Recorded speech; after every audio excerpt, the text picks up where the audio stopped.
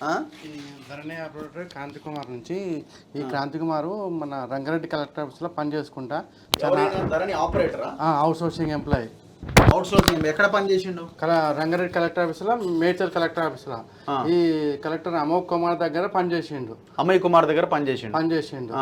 ఆ సార్ ఉన్నప్పుడు పనిచేసిండు. పనిచేసి చాలా అసలు భూములు మాడుగుల మండలంలో, మళ్ళీ అది నల్ల చెరువు, నాగిల్ల, 20 గ్రామంలో చాలా భూములు గవర్నమెంట్ ప్రభుత్వ భూములు ఉంటాయి కదా, మొత్తం ఇంకా కబ్జాలు చేయడం, ఫోర్జరీ సంతకాలు చేసి మొత్తం ఇక వేరే వాళ్ళకి అమ్ముకోవడం, కోట్ల రూపాయలు సంపాదించిండు. ఓకే. ఇక వాళ్ళ సారథి బయటపడ్డది, ఈయన కూడా బయటపడ్డది. నేను గత ప్రభుత్వంలో నుంచి ఇతని మీద కంప్లైంట్ ఇస్తున్నాను. ఏదో కలెక్టర్ ఆఫీసులో, రెవెన్యూ డిపార్ట్మెంట్లో, సీసీఎల్లా, మన సెక్రటరీలా, ఇంకా చాలా ఇచ్చిన. ఏమున్నాయి ఆ కవర్లలో? ఏమున్నాయి అన్ని. ఇప్పుడు నేను ఏం సంపాదించిండు? ధరణి ఆపరేటర్ అంటే అవుట్ సోర్సింగ్ ఎంప్లాయ్ కదా? Out sourcing. జీతం ఎంత? 10,000 చిల్లర ఉంటుంది. ఏడున్నాయి ఆస్తులన్నీ? ఊళ్ళో దగ్గర ఇది ఇక్కడ మొత్తం వీళ్ళందరూ కంప్లైంట్ ఇచ్చారు. అసలు అన్ని భూములు గవర్నమెంట్ భూములే, మొత్తం సీలింగ్ భూములు ఇవన్నీ. ఇప్పుడు అమోయ్ కుమార్ బినామీనా ఆయన? బినామీ. ఓకే. ఎంత సంపాదించిండు? 20 కోట్ల పైన ఉన్నాయి. 2 సంవత్సరాల పైన సంపాదించింది. 2020 ఒక ఈయనకు సెంటు భూమి లేకున్నది, ఇల్లు లేకున్నది, ఏం లేకున్నది, తిన్నీకు కూడా సరిగ్గా లేకున్నది. ఓకే. ఈయన ఒక 50,000 ఇచ్చి అవుట్ సోర్సింగ్ ఉద్యోగం దొరికించుకున్నాడు, లంచం ఇచ్చి. ఓకే. ఇక అప్పటి నుంచి మొదలు పెట్టి మొత్తం ఇక భూముల మీద పడ్డాడు మొత్తం. ఇప్పుడు ఈయన అమోయ్ కుమార్ కదా? గతంలో చాలా కథనాలు వచ్చినాయి మీద. చాలా అసలు కొన్ని 100 కోట్ల రూపాయలకు సంబంధించిన డీలింగ్స్ చేసిండు. 100 కోట్ల రూపాయలు. ఇప్పుడున్న గవర్నమెంట్ కూడా అమోయ్ కుమార్ మీద ఇంతవరకు చర్యలు తీసుకున్న దాఖలాలు లేవు. రైతుల భూములనైతే కొల్లగొట్టిండు అమోయ్ కుమార్ అంటోడు. ఈయన కింద ఒక అవుట్ సోర్సింగ్ ఎంప్లాయీ, ఈయన ఇప్పుడు చెప్తున్న పేరు క్రాంతి కిరణ్ అన్న, క్రాంతి కుమార్. ఈ అవుట్ సోర్సింగ్ ఎంప్లాయీని పెట్టుకుని దందా మొత్తం నడిపించాడు. 10,000 జీతం వచ్చే అవుట్ సోర్సింగ్ ఎంప్లాయీ. ఇప్పుడు మరి ఆయన మీద ఇప్పుడు ఈ గవర్నమెంట్ ఎందుకు ఎంక్వైరీ చేయదండి? మొత్తం అంతా చిట్టా అంతా బయటకు వస్తుంది కదా. ఈ అమోయ్ కుమార్ అంటోడు ఏక్ నెంబర్ చోర్. అమోయ్ కుమార్, నవీన్ మిట్టలు, సోమేష్ కుమార్, ఇదంతా ఒక బ్యాచ్ మాఫియా ఇదంతా. ఇప్పుడున్న గవర్నమెంట్ కూడా వీళ్ళని పెంచి పోషిస్తూ ఉన్నది. ఇప్పుడు నేను అక్కడి నుంచి పక్కన పెట్టొచ్చేమో, కానీ మరి వీడు సంపాదించిందంతా, వీడి వల్ల నాశనమైన రైతుల జీవితాల పరిస్థితి ఏంది? మరి వీళ్ళని ఎవరు చూడాలా? ఇప్పుడు ఈయన పాపం కొట్లాడిండట. మీ ఊరేనా ఆయనది? మా ఊరే. ఇంకో ఇవన్నీ కంప్లైంట్లు, ఇవన్నీ ఎక్కడెక్కడ కంప్లైంట్స్ ఇచ్చినావు? మొత్తం అసలు సీసీఎల్లా, రెవెన్యూ డిపార్ట్మెంట్లో, కలెక్టర్ ఆఫీస్లో. ఏం పేరు మీ పేరు? నా పేరు బొజ్జ వెంకటయ్య. ఓకే. కలెక్టర్ ఆఫీస్ లో కూడా ఇచ్చినారు 2021 నుంచి. ఇచ్చే మొత్తం 2-3 సంవత్సరాలు ఇచ్చిన, కానీ ఎవరు గత ప్రభుత్వంలో ఎవరు పట్టించుకోలేదు, ఈ చర్య తీసుకోలేదు అసలు. మళ్ళీ ఇప్పుడు ఈ కాంగ్రెస్ ప్రభుత్వం వచ్చినాక ప్రజావాణి పెట్టారు కదా, ప్రజావాణి ఇచ్చిన. ఎన్నిసార్లు ఇచ్చారు ప్రజావాణిలో? 2 సార్లు ఇచ్చారు. 2 సార్లు ఇచ్చినారు. మన ఈ రేవంత్ సార్ కూడా కలిసిన. ఆయన ఫోటో ఉందా? ఆయన వెంకటయ్య, ఆయన పేరు ఏంది? క్రాంతి కుమారా?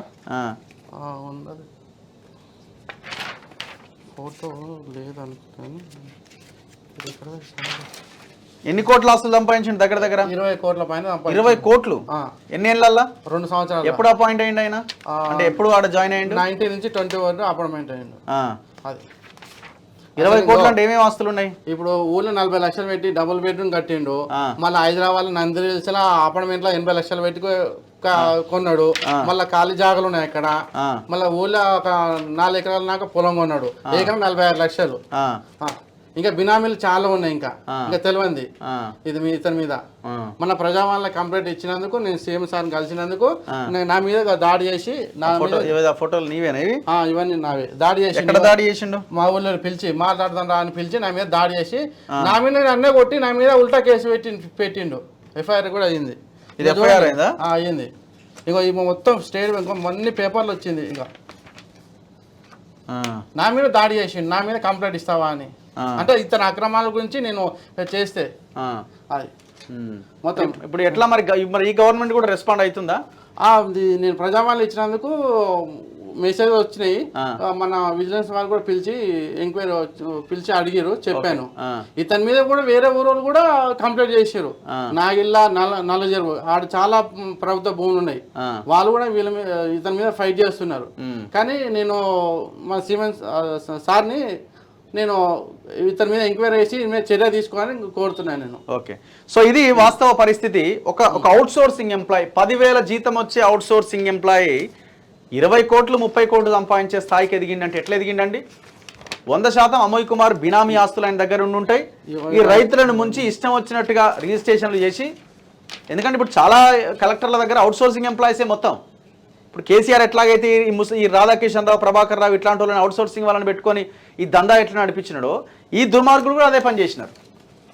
వాందేముంది, వాడికి జీతమా కథనా రెస్పాన్సిబులా? అవుట్ సోర్సింగ్ ఎంప్లాయీ ఉంటే ఉంటాడు, లేకపోతే లేదు.